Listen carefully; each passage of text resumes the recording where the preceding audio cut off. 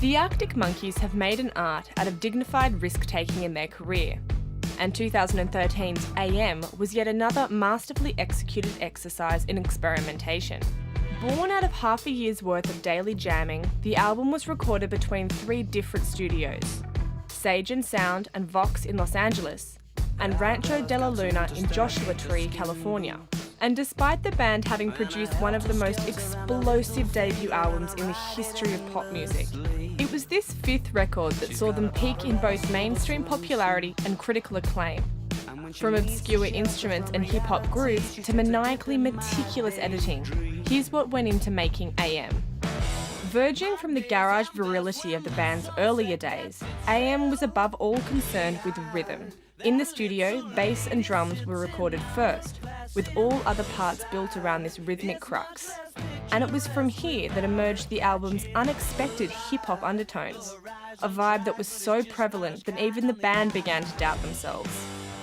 Yet it was these Dre-inspired grooves that ultimately defined the album and helped win over droves of new fans. When it came to drums and percussion, AM saw the band experiment and innovate more than ever before. Drum machines feature prominently on the record, such as a vintage Thomas Bandmaster model, which combined with the Fairchild Spring reverb, lays the base for slow-burning closer, I Wanna Be Yours. Drummer Matt Helders also messed around with unconventional layering techniques to conjure unique sounds. An example is the tribal beat on Fireside, which is driven by an incessant kick drum sample layered over the original recording.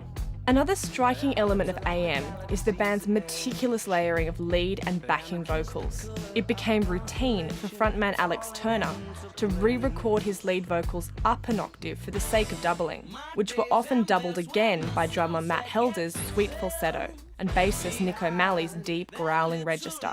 The ooh la la la outro of Mad Sounds is the primest example of this vocal feast.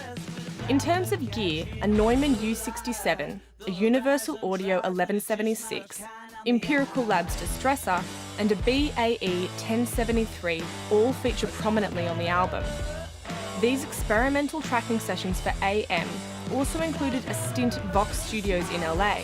It was here that the band played around with a bunch of new toys, including the aforementioned drum machines, plus a range of obscure instruments like a Celesta, a Vaco Orchestron, and a Hohner guitarette. O'Malley also doubled bass lines on a baritone guitar to add extra thickness, and a handheld fan was even used in place of an Evo. But it's Turner's Vox Starstream 12-string that birthed the most memorable moment of AM. It was on this that he wrote and recorded the thunderous riff for album opener, Do I Wanna Know? What's your defining moment of the Arctic Monkeys' monolithic 5th album? Let us know in the comments below.